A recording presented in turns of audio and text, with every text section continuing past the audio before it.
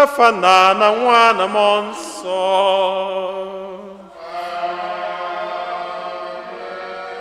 Ka ngọzi nke Onyenwe anyị Jesu Kristi na ịhụnanya nke Chukwu na ịdịkọ n'otu nke Mmụọ Nsọ na-enye dịrị unu niile.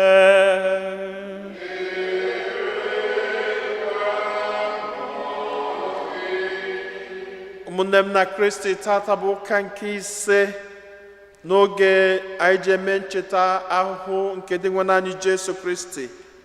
Anyị na-ekene Chineke maka ọmalịcha ụbọchị tata, maka nnọnyela anyị n'izuụka gara aga, wedubata anyị n'izuụka ọfụ nke anyị banyelụ. Ka anyị na-ekenye, ka anyị na-ewele onwe anyị, na-ewele ezinụlọ anyị, na-ewele atụmatụ anyị niile dị mma, na-erunye n'aka Chineke, na-ayọ ka ọ na-agọzi, ka ọ na-edu, ka ọ na-agbazili anyị. Ka izuụka ọfụ n'ụwa nke anyị banye tata makarịala anyị niile mma n'afa Jizọs Kraịst Onyenwe anyị. Anyị nwere ọtụtụ ebumnobi ndị ọzọ nke anyị ji gbakọta ọnụ na Igbo Mass n'ụwa, ka runatazia na isi anara nye Chineke ebumnobi ndị ahụ niile. Ndị Charismatic Prayer Group na erunye Mass n'ụwa maka mgbake n'ọya nke dike n'ụzọ igwe na ndị nọ na nyanya. Ezinụlọ nna na-ekene Chineke maka ebele ya niile.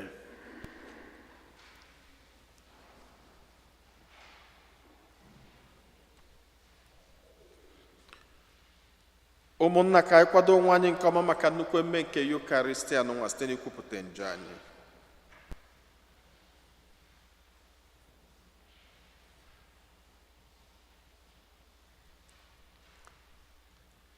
Ekwupụta m gwa Chineke ji ike niile, ụmụnna m, emegheela m nke ukwuu site n'echiche, n'okwu na omume, na site n'ịrapụ ezi omume o kwesịrị na m ga-eme, site na mmehie m nke kasịrị ukwuu. Nye aka njayọ Maria dị ngọzi, Virgin ọgbọ, na ndị mmụọ ọma na ndị nsọ gị niile, na ụmụnna m nrịọbara m osebụrụ ụwa Chukwu anyị ayịyọ. Ka Chineke ji ike niile mere anyị niile ebere, gbaala anyị njọ anyị, ma duru anyị na ndụ ebebe. Ka anyị yọọ ayịyọ. Dị nwenụ Chineke anyị, nwa gị hụrụ n'ụwa n'anya nke ukwuu, nke na o were onwe ya nye n'ọnwụ iji gbapụta ụwa. Biko nyere anyị aka ka anyị were ụdị ịhụnanya ahụ na-aga njem anyị n'ụwa n'ụwa. Ayọrọ nke a site na dị nwe anyị Jesu Kristi, nwa gị, onye gị na ya dị ndụ na-achị na ịdịkọ n'otu nke Mmụọ Nsọ, otu Chukwu, site n'ụwa ta ụwa niile.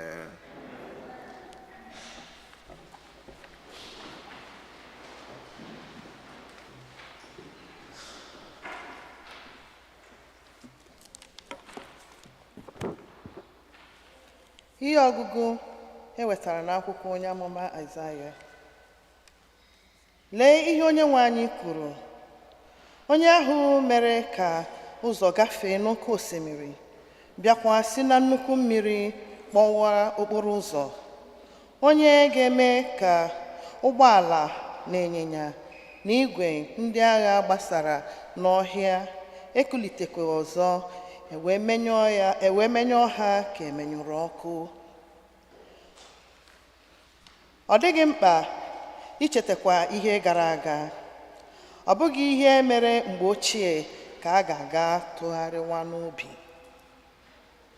Lee anya, ana m eme ihe ọhụrụ, o bidolarị ugbu a na-apụta ihe. Ọ bụ na unu anaghị ahụ ya? N'ezie, ana m arụ ụzọ n'ime ọzara, na-arụkwa okporo ụzọ n'ala tọgbọrọ n'efu. Anụ ọhịa ga-asọpụrụ m, ma nkịta ọhịa, ma enyi, nnụnụ, n'ihi na ana m etinye mmiri n'ime ọzara, bịakwa na-etinye iyi n'ala tọgbọrọ n'efu, iji nye ndị m họtara ahọta mmiri ọṅụṅụ. Ndị m kpọrọ maka onwe m ga-ekwe ukwe otito. Okwu ka o si bụ ụwa.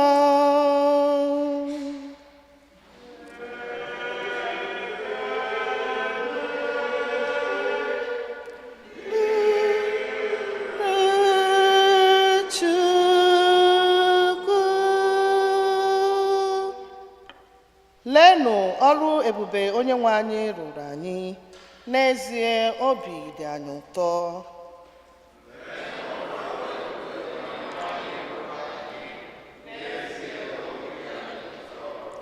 Leenụ ọrụ ebube Onyenwe anyị rụrụ anyị, n'ezie obi dị anyị ụtọ.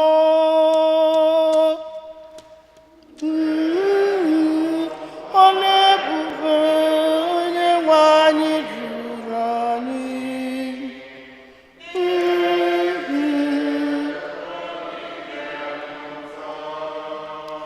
Leenụ ọrụ ebube Onyenwe anyị rụrụ anyị, n'ezie obi dị anyị ụtọ.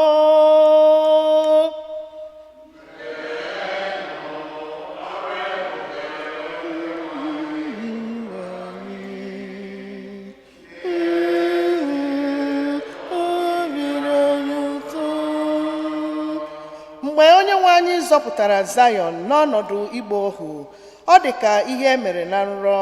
Mgbe ahụ ka ọnụ anyị bụ sọ ọchị, egbugbere ọnụ anyị abụrụ sọ ukwe. Ọrụ ebube Onyenwe anyị rụrụ anyị, n'ezie obi dị anyị ụtọ. Ndị ọgọ mmụọ n'onwe ha na-asị, leenụ ọrụ ebube dị nwenụ m rụrụ ha, lekwanụ ọrụ ebube Onyenwe anyị rụrụ anyị, n'ezie obi dị anyị ụtọ.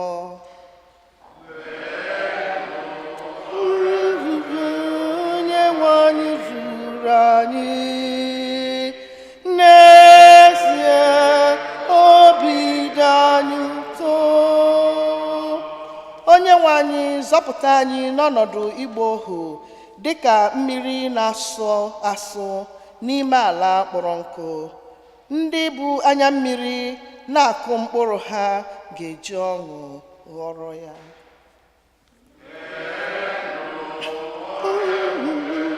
Onyenwe anyị rụrụ anyị, n'ezie obi dị anyị ụtọ.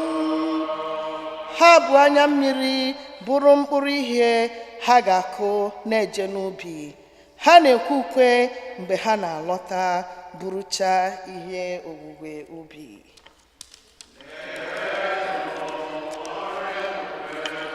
Onye juru anyị, n'ezie obi dị anyị ụtọ. Ihe ọgụgụ ewetara n'akwụkwọ Pọl dị asọ degara ndị Filipaị. N'eziokwu, agụrụ m ihe niile n'ihe lara n'ihi uru ahụ nke kacha ukwuu, bụ ịmata Kristi Jesu onye nwe m. N'ihi Kristi anara m ịla n'iyi nke ihe niile m nwere. Agụkwara m ha ka ihe mkpofu, ka m wee rite Kristi n'uru, were ya wee hụ m n'ime ya. Mgbe ahụ ezi omume m agaghị abụkwa nke aka m ọzọ, ma ọ bụ nke sitere n'idebe iwu, kama ọ ga-abụzi ezi omume nke sitere n'okwukwe mmadụ nwere na Kristi, bụ ezi omume nke dabere n'okwukwe, nke Chineke na-enye ndị nwere okwukwe. Ihe dị m mkpa bụ ka m mara Kristi, mụtakwa n'ime m ike nke mbilite n'ọnwụ ya, ka m wee keta oke ahụhụ ya niile, wee yie ya n'ọnwụ ya. Ọ dị m mkpa, ọ bụrụ na ọ ga-ekwe mee, ka m ruo n'isi na ndị nwụrụ anwụ bilie. Anaghị m ekwu na emetachala m ihe niile dị mkpa ugbu a, ma ọ bụ na ndụ m ezuola oke n'ihe niile ugbu a, kama ana m agbasi ọsọ ike na-aga n'ihu, ka m wee rite ihe a na-agbata n'ọsọ, ka m wee nwude ọ bụrụ na ọ ga-ekwe omume ihe Kristi Jesu kwadobere m n'ihu ya. Ụmụnna m, n'eziokwu, ana m eche na ewetatala m ihe ahụ m na-achọ ugbu a, ma otu ihe ka m na-eme ugbu a, ana m ekpofu ihe gara aga n'azụ, jiri ọsọ na-agba ka m wee chụkwuru ihe dị n'ihu. Ya mere, ana m agba oke ọsọ na-aga n'ihu ebe a ga-ebi ọsọ, ka m wee nweta ihe ahụ a na-agbata n'ọsọ, bụ ọkpụkpọ ibinye na ndụ eluigwe ahụ nke Chineke kpọrọ anyị site na Kristi Jesu. Okwu nke ose bụ ụwa,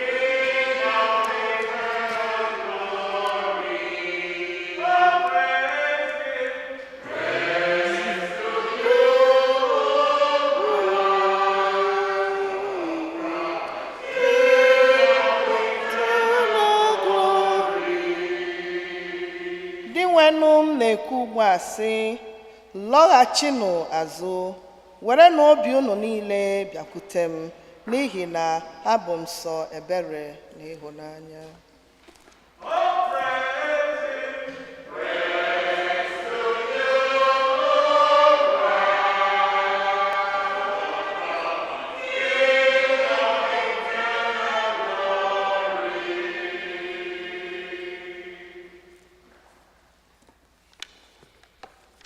Onye nwe anyị nọnyelu ụnụ.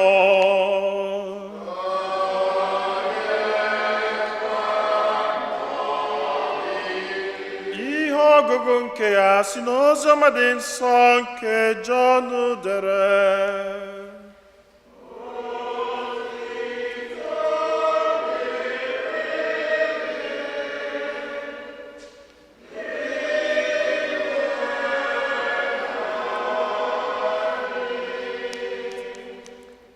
Jesu wee gaa n'ugwu Oliv.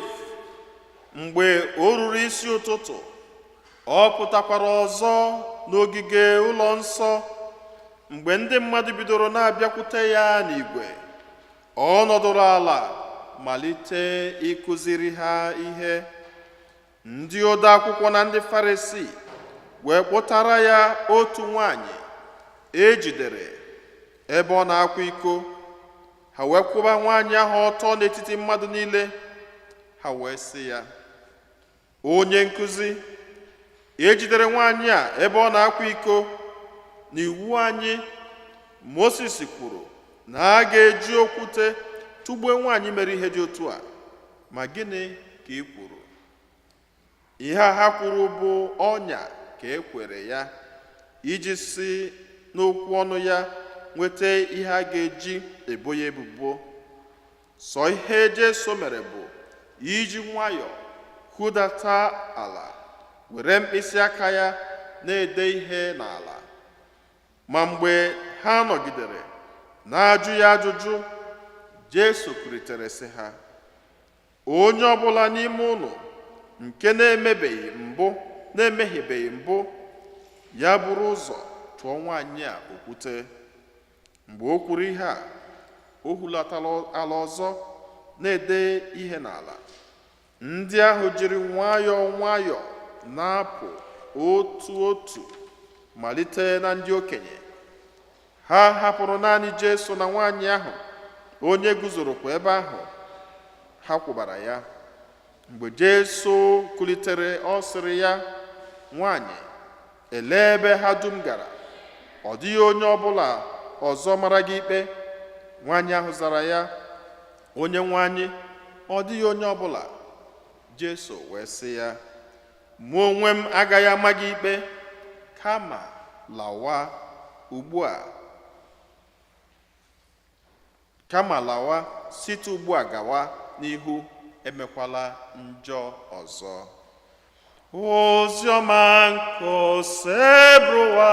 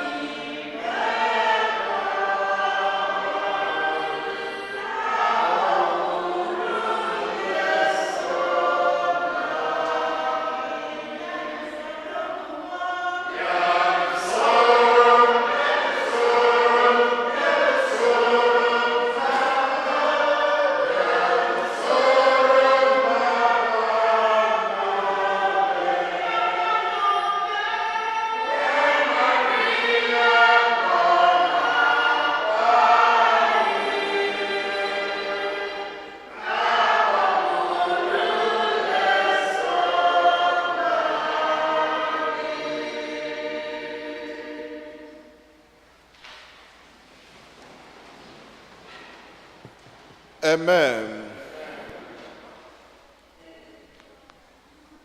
Kekonume. If na didn't surprise na mmiri na-ezo mmadụ buo ibu tata. Ife ọ na Chineke nwere ka o si eme ihe nke.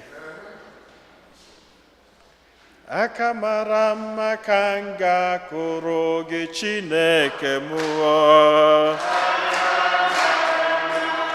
Aka mara mma ka m ga-akụrụ gị onye na-eme mma. Ụbara ya ka mara mma. Ụbara ya ka mara mma.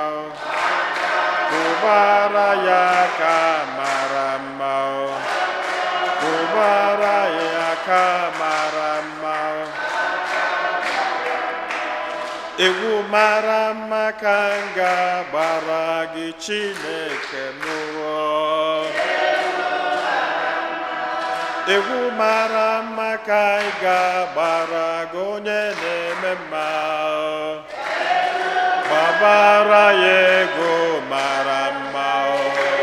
Gbabara ya ego mara mma. Gbabara ya ego mara mma. Gbabara ya ego mara mma. Aka mara mma ka ị ga-akụrụ gị Chineke mụọ. Aka mara mma ka ị ga-akụrụ gị onye na-eme mma. Ụbara ya ka mara mma. Ụbara ya ka mara mma. Ụbara ya ka mara mma. Ụbara ya ka mara mma. Ụbara ya ka mara mma. Ụbara ya ka mara mma. Ka mara mma. Amen. Tata bụ ụka nke ise n'oge emume nke Lent. Dịka anyị siri kwuo na mbido Lent nke anyị ka na-ekwu, ana m ejibe oge Lent nụnwa were agbakọnye ebe anyị nọ ihe dịka n'ụgbọelu. Ọ ga-aba na-eme njem, enwere ọnọdụ aka na-anọ na na-eme njem n'ụgbọelu. At this time, we are still airborne. The flight will start slowing down next week. Gịnị ga-eme next Sunday? Palm Sunday. Abera Palm Sunday, the flight is slow bit down. Kedu ihe ọ ga-eju slow down? Because na anyị akwadobe go landing. because we are getting into the Holy Week. And so, we are still airborne. Ọ bụ na nkwa ahụ ikwelu Chineke ị ga-eme na Lent n'ụwa n'imebigie. Asịkwa n'onwe gị ebe mmebigolie ka mmegene ka nnọdụzia. Still be on it. Get back. Maka Chineke na-afụ n'ife na-afụ na nzuzo. Chineke na-enekwazi anya n'obi. Ọ bụ obi mmadụ ka ọ na-ene anya wele eme ihe a na-eme. Ọ ka mma na ị ka na-eme nkwa ahụ ikwe Chineke. Ọ bụgodị na imebigie, Chineke ga na-afụcha gị. Ọ ga na-afụkwazi efforts ị na-eme to revamp your life. Dịka nsi ikwu na Lent n'ụwa. Lent is not a time ị na-achọ onye ị ga-asị n'ọnya na-emebi ihe. Lent bụ oge nke nwa ga-eji aka gị nekwasị onwe gị anya. Don't point fingers on anybody. Point finger on yourself. Most times, onye ọbụla nọ around us bụ onye na-eme ihe dị wrong except you. This time, represent ahụ niile na-eme ihe dị wrong. N'ezi onwe gị anya ka ị malụ nke ahụ ide emeta. Etu a ka ọ dị n'ezinụlọ. Di na nwunye, it is a time. Ọ dị gị bụ problem niile nọ n'ụlọ a. Ọkwa dị gị na ụlọ adịrọ mma taata, ọ dị gị bụ problem. Okay, anyị kwere ekwe. Ma ọ nwunye gị bụ problem, na nwunye gị fat na since ịnụta nwaanyị a n'ọsịsị aka unu gị tọnụ upside down, anyị kwere ekwe. Rapụzie nke ahụ niile nwunye gị ma ọ dị gị na-eme. Kedụzi nke ahụ ị na-eme meziri nda? Ihe a nwunye gị na-eme ma ọ bụ ihe a dị gị na-eme na ọ gbanwebeghị ya. Ebe a ka ị ga-enejele anya. Enwenala ihe ị na-eme melu na either di gị ma ọ bụ nwunye gị ahụ na obi ya dị n'uhi ya ma isi oke ka ya megharịzie nke. It's a time to look at ourselves. Onya melo, I know sometimes change na dị very difficult. Change na dị very difficult. Enwe n'ụlọ ụka ọ ga-abịa ịpụta onye na-anọ in a particular spot. Let's say na nwanne m nwoke abịa ebe a ka ọ na-anọ n'oche.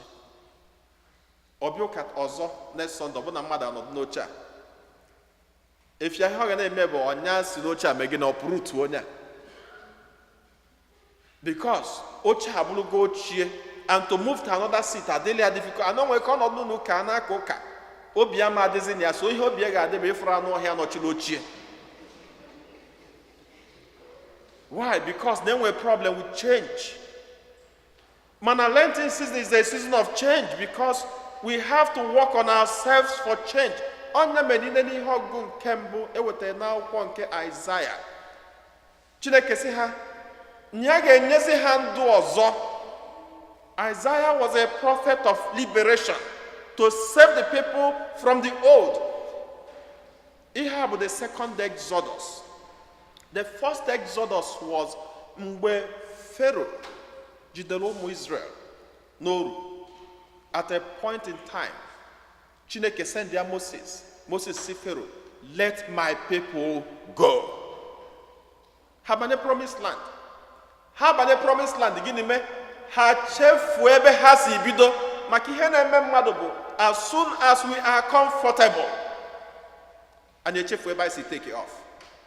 Onye ọ na-agbakọ mgbe ọ batala obodo etu isi dị ya. Icheki etu ọ dị eketa. Icheki etu ọ dị eketa. Ifu na ichefugo ihe gị na ihe jere mgbe batala ọfụ. So as soon as we are comfortable, we forget about the past. So ozugbo ndị mmadụ are comfortable in the promised land, they forgot God. Ha bido febekwa alụsị. Onye ọbụla bido na-eme ka ọ dị ya. Ka ha na-emezi ka ọ dị ha ahụ, gịnị mee? Chineke nepụrụ ha anya. Maka inepụrụ Chineke anya, gị na-eme? Chineke nepụrụ ha anya. Chineke inepụzili ha anya, eze a na-akpọ Nebukadneza wee tinye isi wee plunder the whole of Judah. Wee kulie nnukwu temple Solomon. Nebukadneza kpọrie ha niile. Ihe ọzọ Nebukadneza mebụ, Nebukadneza decided to destroy Israel as a nation. Kedu etu o si mie? Ọ bịa o were ihe dị ka mkpụrụ mmadụ 5 ka wee na New York ha bụ Israel. O pikiri mmadụ niile. o jee ihe dịka na Jerusalem na New Jersey o dobe mmadụ 5. O jee ihe dịka na Pennsylvania o dobe mmadụ 3. O jee ihe dịka na California etu a ka o si spread ya ha na the whole kingdom. Kedu ihe o ji spread ya ha etu ahụ? O spread ihe etu a so that they can never have a common language. Maka na ịma na a na-asụ asụsụ onye ọ na-asụkọ asụsụ ọnụ asụ ọnụ ude ọ bụrụ gịnị? Ọ bụrụ ofu. Asụ ọnụ ude ọ bụrụ ofu. So he decided that ka hapụ inwezi union ọzọ. Mana at a point when the people saw na enwere ihe ga-azọpụta ha karịa Chukwu, gịnị ọzọ ka ha mere? Ha fesie Jerusalem. Ebe a temple ahụ dị, ebe a Chineke bi, ebe a Chineke na-aza ekpere ha. Because in time of crisis, kedu ebe ị ga-efesi? Ọ Chineke. Ha fesie Chineke. Ihe ha kwụzi bụ, if I forget you, O Jerusalem, let my right hand gịnị wither. Na ọ bụ na nchefuo gị Chineke, ihe dị bụ ofu mee. Mgbe ha kwụsịrị okwu ahụ belu Chineke akwa alele, ọ mgbe ka Chineke wetara the greatest change of their lives. O wee sị ndị onye amụma Isaiah wee sị ya jee gwa ndị a na ihe ọma ahụ mmelụ ha na Egypt, that I will do the same for them this time. That I will renew their lives. I will change them. I will put a new life in them. Lenten season is a season of new life. It's a season of change. Oge Chineke na-akụnye ihe ọma na ndụ anyị. Abịa n'ihe ọgụ nke abụọ, Paul sị, o degara ndị Filipai, ọ sị, nye etufugo ihe ochie niile maka Jesu Kristi. Nye etufugo ndụ ya niile etu ọbụla ya si eme omume adịrọ mma maka Jesu Kristi. Onye ka njuwe sị na Lenten season is a season of reflection into your home. Ị na-anya jụọ onwe gị ihe ahụ niile adịrọ mma etu a Paul si na ya etufugo, ị nweghị ike tufuo ya for the sake of Christ. Ka grudges niile ahụ ibu n'obi gị ha niile ọka dị cemented in your heart. Paul said, nye nwozi nke ya ji aka nye ajụgo ihe niile maka Jesu Kristi. De na-abịa n'ozi ọma ewenyezi anyị nnukwu nkụzi kachacha nkụzi niile. Ọ bụrụ nwata nwaanyị ebola ebubo. Nke mbụ bụ na most times mmadụ chi ịghọ ga-aghụghọ. Kedu ihe izu ọ na-eme? Ka m use one instance. If nwe ha call ebido fụba from Nigeria every now and then, gịnị na-eme? Enwere ihe a na-achọ ịyọ gị. Anọkata onye ada akpọbụ gị na phone. Anọkata brother sị nka mma ka ime. And ozugbo ọ na-ekwuja ka ya ma ka ime ọ pịa pam ọ gbachikwa gị nkịtị. Ọ na after 2 days ọ sị ya sister sị nka mma ka ime. Eke maka ụmụaka. Isi na onye ọ na-adịcha mma na anyị na-ata afọ sị he na afọ egbukwa nọ anyị na Nigeria. Ọ dịbakwa. Nwanne echi obupụtakwa ya. By the time o kwuru ugbo na-abụ ọ gwazịa gị ihe bụ ihe o bu n'obi na ọ bụrụ brọda ka eke ime. Maka ihe o bu n'obi abụrụ sista ka eke ime. Ihe o bu n'obi bụ ihe ọ ga-ayọ gị mana ọ ka ya dozie ana. The first statement in that mere Jesu na ha si ya, teacher, this is a man unu rejected. Onye unu na-aplọt ka unu gbuo. Onye na-aplọt ka igbuo egbuo. Gịnị ka ị na-akpọzili onye nkụzi? Maka onye nkụzi bụ onye na-akụzi ezigbo ihe. Mana onye ahụ ị na-achọ ka igbuo egbuo maka ezigbo ihe ọ na-akụzi ka ị na-akpọkwazi gịnị? Onye nkụzi. Ha bụrụ ụzọ si ya onye nkụzi ka isi wee buo ya. Onye ka ị na-agwa? Ikwuo ya ọgbachi ha nkịtị na-ene ha. Asị ya na nwudo nwaanyị a na-asị na ọ na-akwa iko. Anyị wee bịa ka egwu anyị ihe ha ga-emie. Number one bụ na ha nwe ihe ha ga-eme. Law is very clear. Na onye nwudoro ebe ọ na-akwa iko bụ nwaanyị si were okwute megide tugbuo ya. Ọ dị very clear. Kedụzi ihe na-abịa ka agwa gị ihe ha ga-eme? Maka na ọ na-achọ ihe ha ga-etinye n'ọnụ ya alụ wee menụ ha nọ. Number one, onye na-akwa iko ọ na-akwa iko sọọsọ ya? Ofu onye ọ na-akwa iko? Ofu onye adakwa iko? It takes two to tango. It takes two. So ekwuo ya is either na enwelo na akpọtala onye ya na akwa iko ọ na nwaanyị na-erepụli rape. These are the conditions. Mana each of the conditions enwere nke ha fulfill. Just to kpọrọ nwaanyị gbagota si Jesu ngwa na ya. Akwụkwọ nsọ sị na Jesu nọdụ na-ede ihe n'ala. Ka ọ na-edekwa ihe n'ala, mechie ọnụ, ọ gwara ha okwu. Ha na-agụ nwaanyị ọsịsọ. Now, kedu ihe anyị ga-amụta n'obere ihe a Jesu mere? Mgbe ụfọdụ enwere ihe ọ ga-abụ mmadụ gwa gị, slow down. Don't be in a haste to answer. Maka enwere ike ọ bụ nnukwu ọnya ka ekwelu gị, a na-emara ebe esi seti ọnya ahụ. Ị mara ebe onye ahụ na-abịa. Ị nọdụ nwayọọ gode. Maka ajụọ Jesu ji nwa na-ede. Ha na-ajụ kwuo ya kịta. Kwuo ya, we want to hear something from you. O ji nwa na-ede ihe ọ na-ede. O degidezie, he took his time, meditated on their words. Mgbe ọbụla mmadụ na-eprovoke gị ma ọ bụ na-ekwu something, o need an answer from you. Be very thoughtful about it. Maka what you say may be used against you. And okwu adapụ apụ. Okwu adapụ apụ. Enwedi na nwunye na-ese okwu na-ekpe ikpe sometime. Nwoke ji out of provocation wee sị na ụmụ ịtọ mụrụ na ọ bụrụ nya mụrụ ha. Nwunye jide ya aka. Sọsọ okwu a ikwue na ukwu a na ụmụ ete mụta na ọ bụrụzi gị mụrụ. Okay. Ebe azụ ekwue na ukwu a na ọ gọnahụghị ụmụ ya. Nwoke a na-azọzi onwe ka ya mepụta isi onye ka ị na-ekwu, iwe mekwa ka emepụta afọ nyekwa gị isi ebe ahụ. You have to be very thoughtful in every statement that comes, especially ebe ọ bụrụ conversation, ebe ọ bụ ọnya ka a na-ekwelu gị. Ha na-emezi press ya Jesu sị oke, ọ bụrụ chọrọ azịza, ọ bụrụ niile na enwebere onye megolu njọ, si ma gịnị tụọ nwaanyị okwute. Haza nwoke eburukwa bịa na agwa gị gwa ihe a ga-emie. Ọ sị fine, ihe a ga-emie ọ bụrụ niile na n'ebe anụnwa jicha okwute, maka nje jikọkwa okwute chelu ka o kwuzie na ọ bụrụ na eme nụrọ njọ tụọ na okwute. Akwụkwọ nsọ sị na uru natakwazi na-ede ihe. Ụfọdụ ndị mere analysis si na ka o natara isi na-ede ihe na o bido from ndị okenye na-ede afa ha, ndị niile lụgoro alụlụ ada.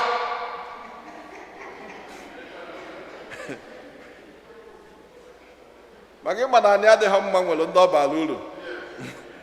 So nọdụ na-ede Okeke Okafọ afọ gị na nwunye Sọnde.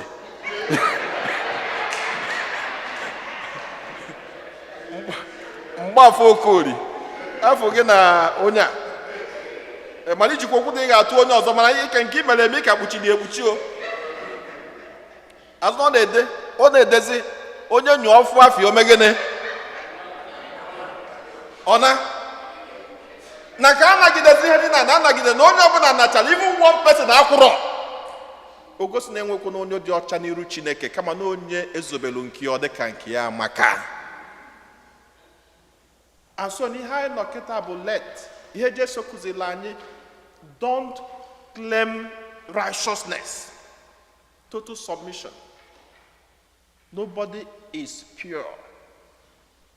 Ihe anyị ji anyị na-eje ihe a bụ ije Chineke ga-eji wee fichaa anyị niile ka ọ ga-abụ n'oge let ka anyị niile nwee ike ịdị ọcha n'iru ya.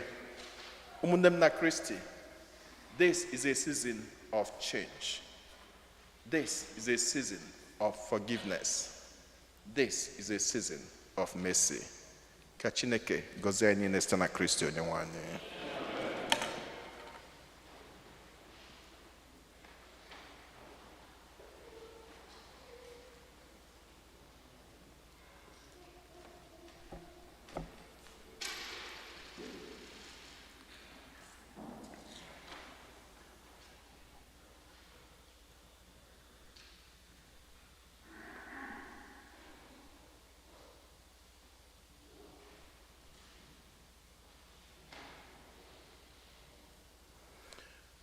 Ekwe m n'otu Chineke.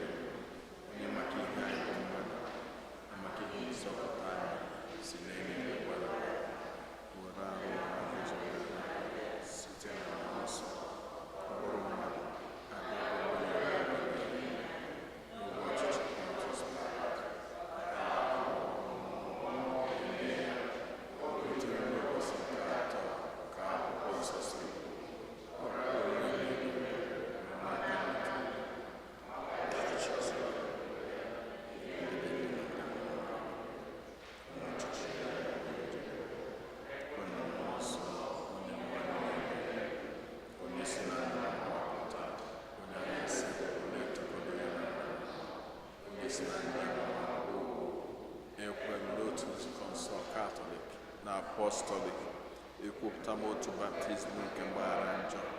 Ana m atụ anya mmalite n'ọnwụ ndị nwụrụ anwụ na ndụ ụwa ga-abịanụ. Amen. Ekpere nke ndị kwelụnụ mmadụ ịtọ ga-edu anyị n'ekpere. Chineke onye fụrụ anyị n'anya, anyị ewelugo onwe anyị were ezinụlọ anyị were ọnọdụ anyị niile bịakwute gị n'ụbọchị tata, n'ihi na anyị ma nke ọma na ị na-aza ekpere anyị.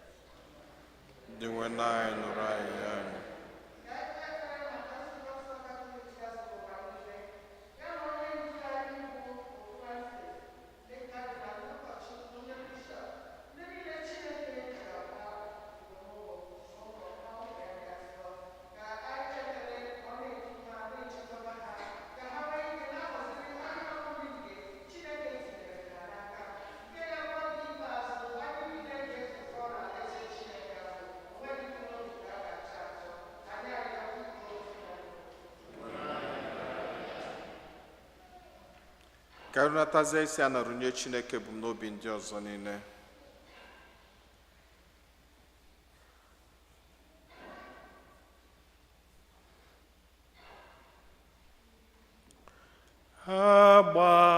Agbakwutere m gị Chineke,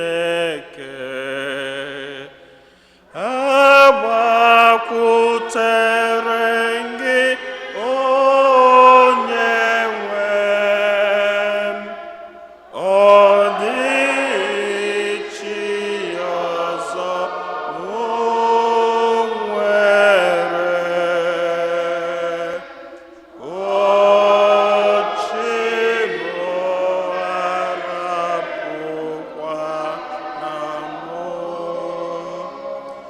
Chineke nna dị ebere dị ịfụnanya, anyị ewelugo ọtụtụ ebumnobi anyị, mkpa anyị dị iche iche, ezinụlọ anyị, aka ọlụ anyị, ọpụpụ anyị niile na mbata anyị niile, nyanya niile wee na-erunye n'aka gị, wee na-ayọ ka igbola anyị mkpa ndị a niile nke anyị gosipụta gị n'ụzọ pụrụ iche, n'afa Jizọs Kraịst onye nwe anyị.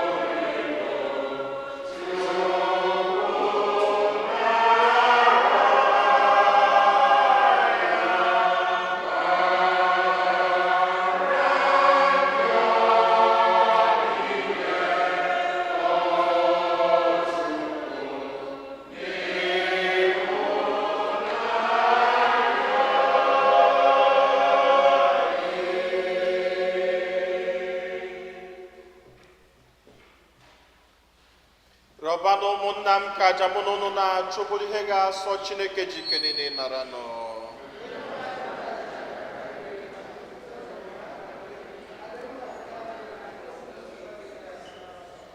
Onye nwe anyị nna jike niile, inyela anyị amamihe ndị otu Kristi, biko chee ntị nụrụ ebere anyị bụ ndị ezinụlọ gị ji akpọkụ gị, mee ka aja nke a anyị na-achụnyere gị wetara anyị ịdị mma n'ihu gị. Anyị yọrọ nke a site na Kristi onye nwe anyị. Onye nwe anyị na onye n'ụlọ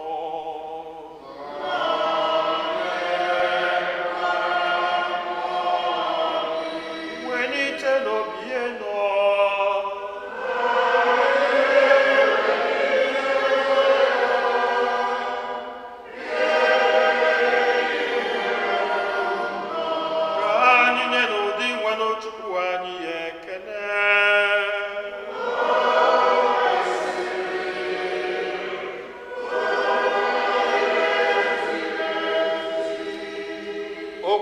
ezi bụrụkwa ihe ziri ezi na-azọ ndụ na anyị ga-enye gị ekele oge niile na ebe niile, o nna dị nsọ Chineke jikere na onye dị ụwa tụwa site na Kristi dị nwe n'anyị, n'ihi na ọ bụ gị nwatiri ndị nke gị iwu iji aṅụrị na obi dị ọcha were na-akwado n'afọ ọbụla maka emume nke Paska.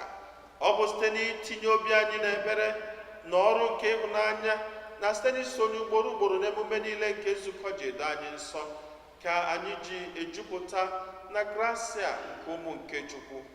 N'ihi nke anyị na-eso igwe ndị mama niile nke eluigwe na-eto ebube gị oge niile n'ukwe na ekwe.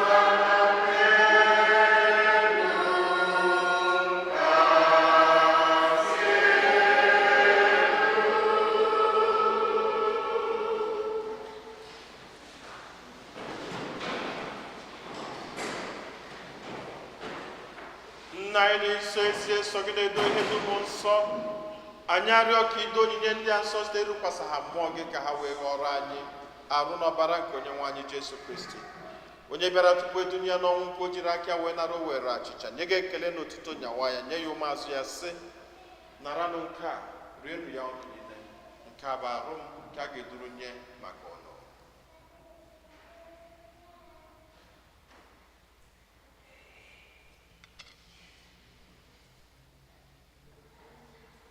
Otu akwa ka o si mee mgbe ha richara nri abalị, o buru iko mmanya nyekwa gị ekele n'otuto bunye ya ụmụazụ ya sị, naranụ nke a ṅụọnụ ya ọnụ niile, nke a bụ iko nke ọbara m nke ọgbụgba ndụ ọhụrụ dị ebebe, a ga-agba ya n'ihi na n'ihi mmadụ niile ka e were gbaghara njọ, na-emenụ nke a na ncheta nke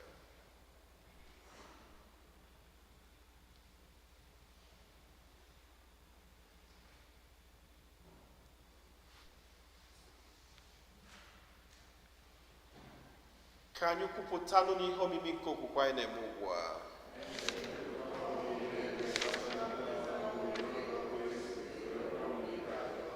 Nna, na ncheta nke ọnwụ na mbilite n'ọnwụ nke nwa gị, anyị ebunye gị achịcha nke ndụ na iko nke nzọpụta. Anyị na-ekele gị n'ihi na ị kwere ka anyị dị mma ịkwụrụ n'ihu gị na-efe gị. Anyị ji ume na-arịọ ka anyị bụ ndị na-anata arụ n'ọbara nke Kristi bụrụ otu site na njikọ nke mmụọ nsọ. Nna, cheta nzukọ gị gazuru ụwa niile, menụ ka ịhụnanya gị jupụta ya. Gọzie Pope anyị bụ Francis na Bishọp anyị bụ Robert na ndị ofe ọlta gị niile. Chetakwa ụmụnne anyị ndị ji okwe wee gaa n'ezumike nke ọnwụ. Kpọbata ha na ndị ọzọ niile nwụrụ anwụ n'ihe nke ebube gị. Biko meela anyị niile ebere, ka anyị soro Virgin Maria dị ngọzi nne nke Chukwu na ndị apọstọl na ndị nsọ gị niile ndị mere uche gị na wee keta ndụ ebebe. Ka anyị sorokwanụ ha na-eto gị na-edo gị ebube site na Jesu Kristi nwa gị.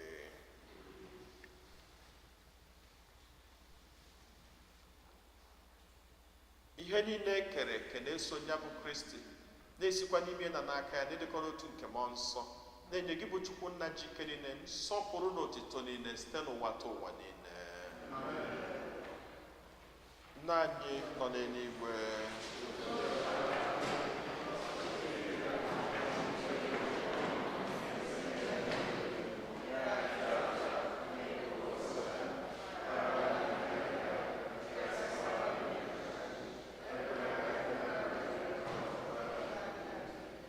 zọpụta anyị na-arịọ gị sebụwa n'ajọ ihe niile, were ebere nye udo n'oge nke anyị site n'inye aka ebere gị ka a zọpụta n'anyị niile na njọ oge niile. Anyị were gbanahụ nsogbu niile, were nchekwube dị nsọ na-atụ anya maka mbịaghachi ka onye nzọpụta anyị Jesu Kristi. Onye nwe anyị Jesu Kristi, onye gwara ndị apọstọl gị, udo ka m na-arapụrụ n'udo nke m ka m na-enye unu, elekwa n'anya na njọ anyị, kama lekwasị anya n'okwukwe nke nzukọ gị. Nye ya udo na-edekọ n'otu mgbe niile ka uche gị siri chọọ, gị bụ onye dị ndụ na-achị ebe ebe. Udo ka o sebụrụ ụwa dịrị unu mgbe niile.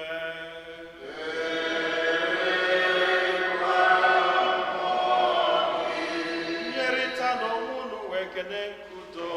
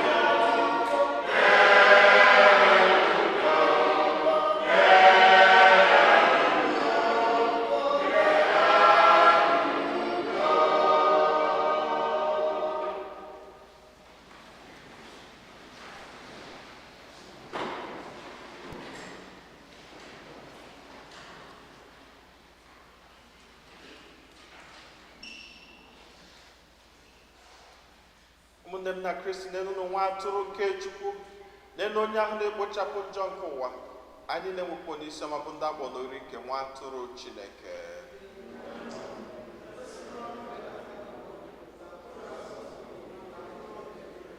Ka arụ n'ọbara Kristi chekwaba anyị niile wee rue na ndụ ebebe.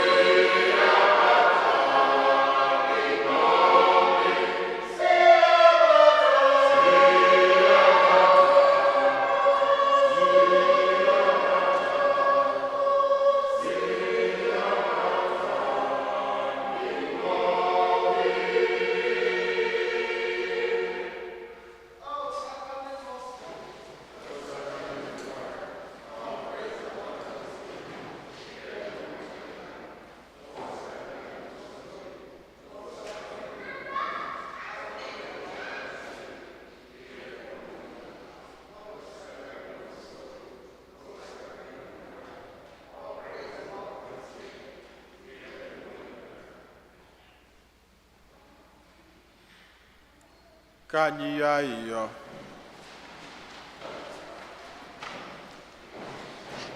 Chineke nna jike niile, inyela anyị ahụ na ọbara nwa gị n'oriri nsọ, biko anyị na-arịọ mekwa ka agụnye anyị n'akụkụ ahụ Kristi ahụ mgbe niile site na Kristi onye nwe anyị.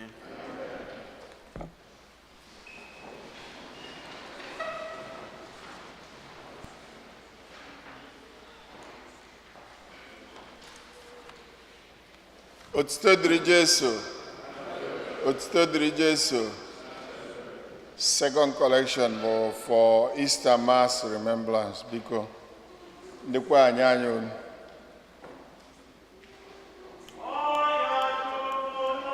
Gaza.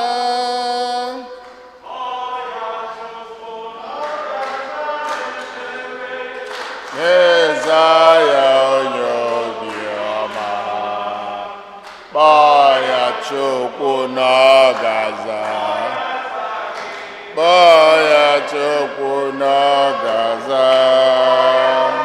Baya Chukwu n'ọgaza ekpere.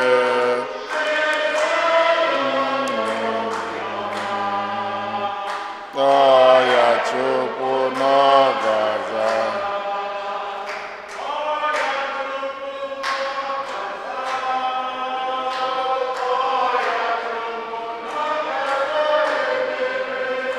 Mezaya onye obiọma, Baya Chukwu n'ọgaza.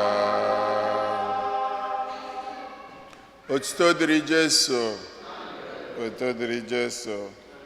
Please join us to celebrate Mass followed by the way of the cross every Friday during Lent, 8 a.m. and 7:30 p.m. It's bilingual Mass.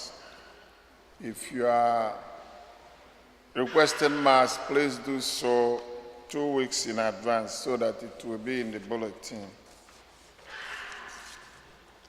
A religious article is still open.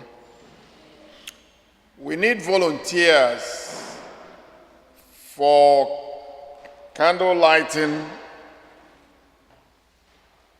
and washing of feet on Thursday. So,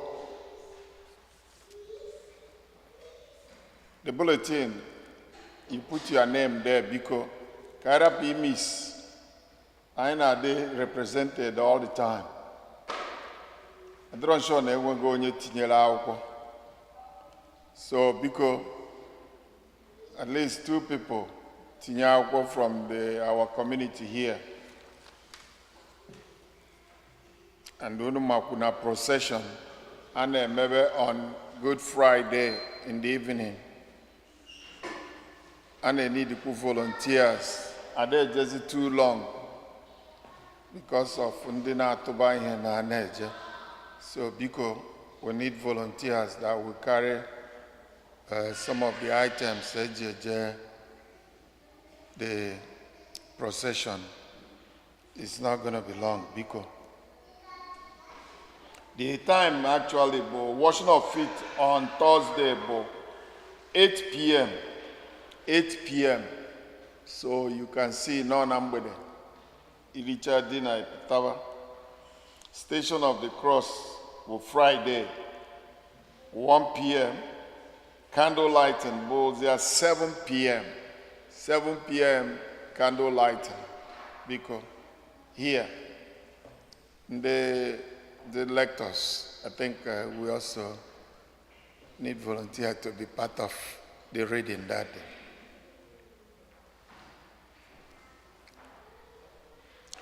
If you live within the route of the procession and would like your house to be one of the stops, please call the rector.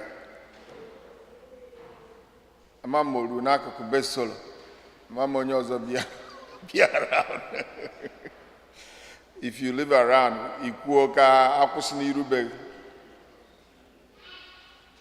also we need volunteers to iron the garments for the procession.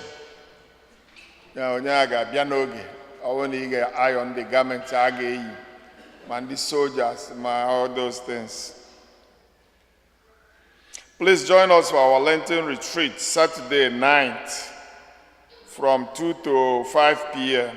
in the church. The guest speaker will be Father Theodore Ilo. Onuman, Father Theodore Ilo. We hope you can participate.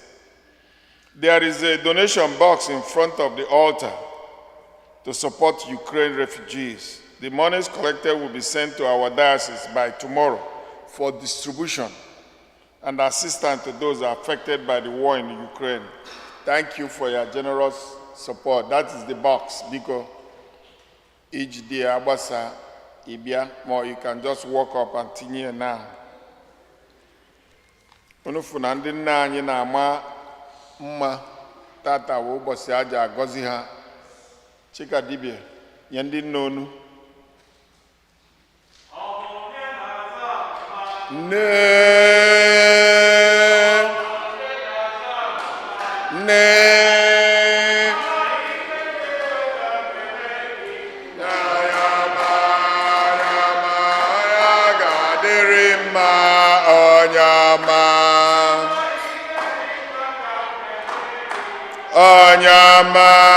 Onyama, onyaga derima, onyama.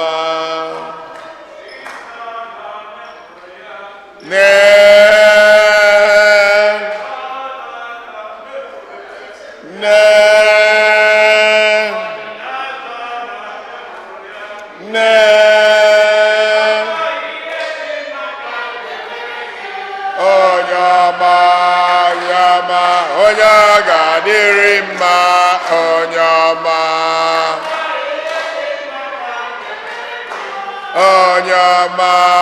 Onyama, onyaga derima, onyama.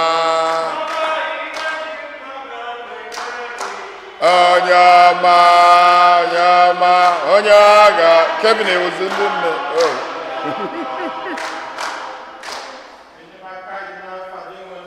Onye kere n'igwe na ana ka mkpu akwa elu onye ntị na nyekwa mmụọ gị.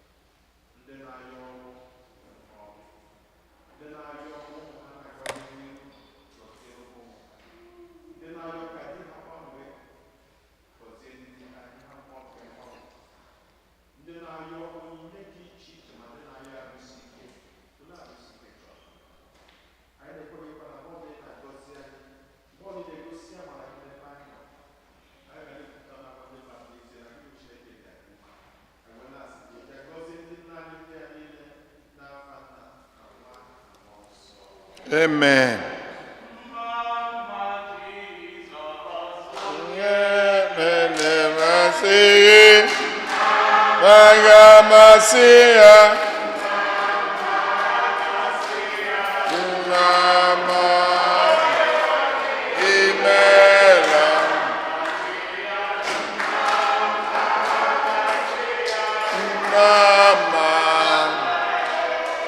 Mama Jesus, onye mere. Otito dịrị Jesu. Ọ bụ na unu na-ege ntị, unu ga-aghọta na enwego mgbanwe na Bishop of Brooklyn, Queens. Father na-ekwu every day on a Mass ebe and anywhere else. So in ekpelo Bishop anyị ekpere na-akpụ ya afa Bishop Robert, it is akpọ Pope Francis. Biko onye ọbụla na-echeta ị na-ekpe ekpere ka ị na-echeta Bishop Robert, Bishop of Brooklyn and Queens. Anyị nwe birthdays. What a boss.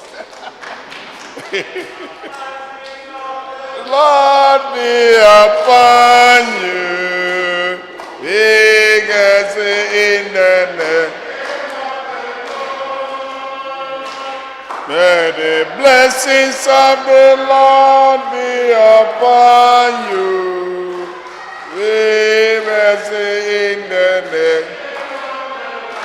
Happy birthday. Happy birthday.